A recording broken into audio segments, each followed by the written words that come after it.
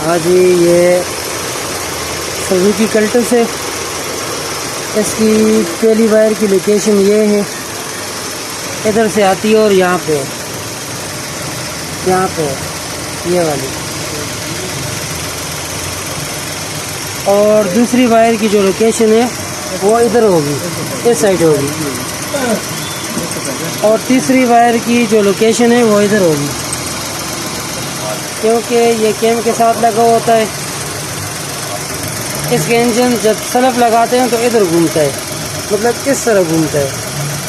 इस वजह से इसकी जो लोकेशन, ये 3 सिलेंडर है, 3 सिलेंडर की वजह से इसकी लोकेशन जो होगी, अगर पहले नंबर की वायर ये है तो ये इधर से रूटर जब इधर घूमेगा तो 3 को टच करेगा। तो इस गाड़ी का फायरिंग आर्डर जो है 132 है, 132 है। तो पहली वायर अगर ये है तो दूसरी 3 होगी।